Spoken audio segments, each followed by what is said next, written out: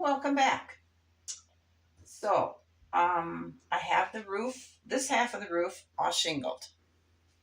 I'm happy with the way it looks. It's all done except for I need to put the ridge cap up here, and I can't do that until I get the other half of the roof shingled. I have also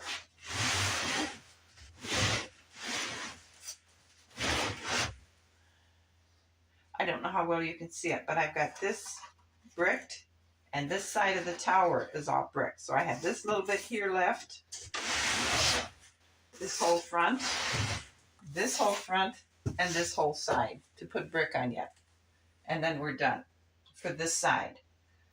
I have also went ahead and cut the cardboard for our two back towers, and we'll talk about that when we get there. I cut another bucket full of shingles for the other side because I used almost an ice cream bucket full of shingles that I had cut for this side. So that's ready to go. Now, when I get this front completely bricked, we're going to move to the back side. And I want to start working on these towers. Now, I don't know if I want, because the front towers are 26 inches, and then there's a 3-inch battlement on top. So if I were to go that way, these towers would be the same height as those. And I don't know if that's a good thing to do. So I'm thinking maybe I want to add maybe a 2-inch base to the bottom of this platform. So I would make a platform and treat it just like the rest of it, and set the tower on top of it so that it would jut it up about 2 inches tall here. And then on top of that, we would have our 3-inch complete battlement sitting on top of that, so it would raise just a little above the ones in the front. Let me know if you think that's a good idea. I think it is, but I'm not sure. I need to get that figured out, because if I were to leave the tower on the floor or on the base like it is here, then I can put the door right here. But if I were to raise it, I need to put the door here on the back side so we can get in and here, because remember, between the two towers, we're going to have that walkway. So I need to have the door here cut so it's the proper height to get us to the door, to the walkway here. So if I'm going to include the platform, I'll have to go down with my floor measurement. If I'm not, then I have to go up with a floor measurement. So I need to get that figured out. So you guys let me know what you think is the best option. Do we raise it up on a 2-inch platform to make the back towers a little bit taller than the front towers? Or do we keep them the same height as close as I can make them? Personally, I'm thinking they should be a little bit taller. Okay, so we'll have the walkway from here, we'll have the tower here on the edge, and then we'll have this next tower over here on this edge, and then there'll be a walkway between the two. And that walkway is very, very important because of the platform placement. So once I get that figured out, then I have the tower here, and I'll have a door here, and it will hopefully all come around to match this door here, because there'll be a little bit of a platform here, and this measurement here will be reflective of that floor, that partial floor on the inside that the grand staircase is going to connect to.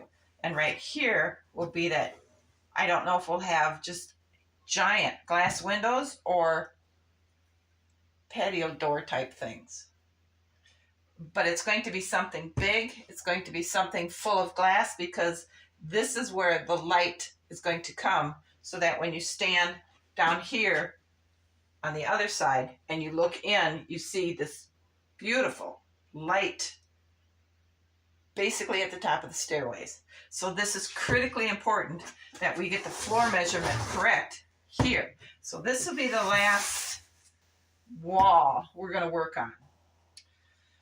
Now, I cut all my sheetrock tape up. I used all my, pretty much all my chalk making all these bricks. And I have a lot of stuff left to brick. I'm not going to have enough brick. So here's what I was thinking. I'll get the front of it finished. And then I'll get the, from about here up on these 3 remaining sides and the 2 towers, I'm going to try and get brick. But to make sure I have enough, I'm going to just continually run the brick around it so that it's going to be a basic. That way I can make sure I have enough to get it pretty much even all the way around. And then what's left, I'm going to create something.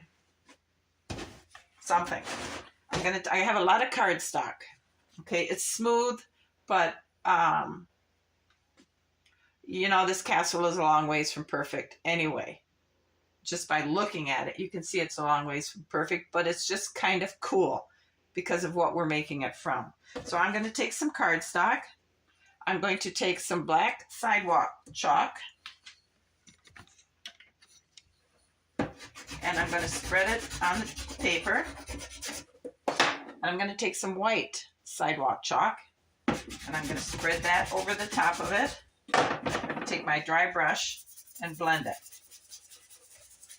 So we have that. Then I'm going to take and cut some strips. And I'm going to cut the strips into squares. And I'm going to take those squares and I'm just going to cut kind of oval shapes. They're not going to be perfectly matched ovals. They're not going to be perfectly shaped ovals. But that's what we're going to use in place of brick then. We're going to start at the base of the chimney or the castle. And we're going to, boy, this is going to take a long time. We're going to start laying this along the bottom of the platforms and the remaining walls of the castle and the towers. And we're going to make rows of this all the way around till it meets the rows of brick on the top.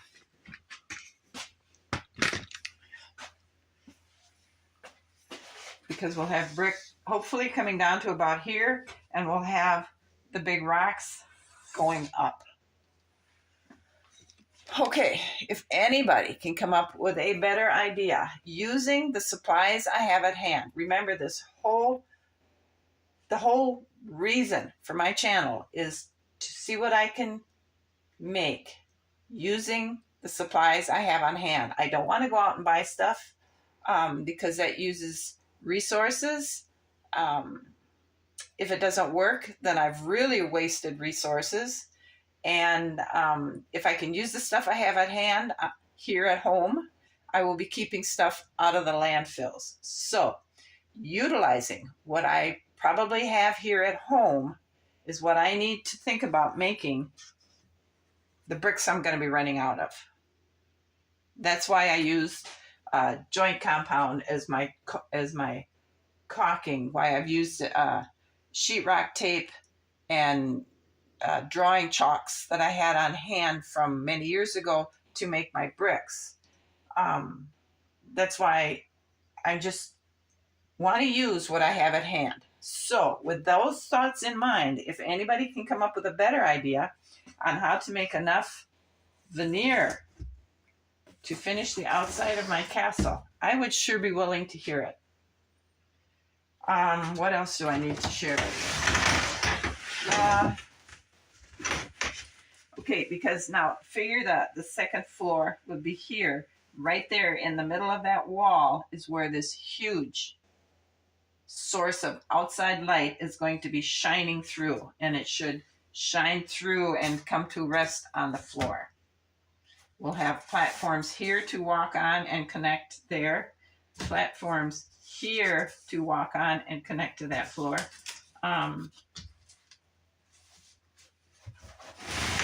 So that's where we're at. I need to finish these front towers. And because I've learned from doing this, and I want to get that back roof shingled.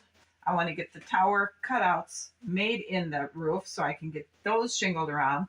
I want to get the back parts of the towers in the back made so I can get those bricked before I insert them, so I'm not trying to because I have to reach around everything in the front and I'm dragging my sleeves over all this stuff, and I've learned that that's probably the easiest way to go.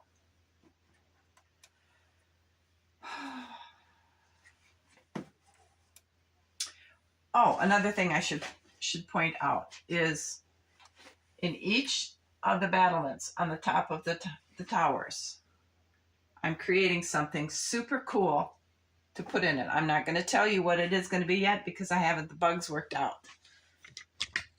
And then in the center of the roof here, I'm going to create something like a bell tower right in the center. So it'll be in the center, pretty close as I can get it to the placement of the towers. It's going to be like a bell tower here. So please continue to watch. Don't give up because we have a lot of interesting, creative things to do, and we're making good progress. Thanks for watching. You guys have a great afternoon. And if it's nice where you're at, please get out and enjoy this beautiful weather. And I'll see you again. Bye.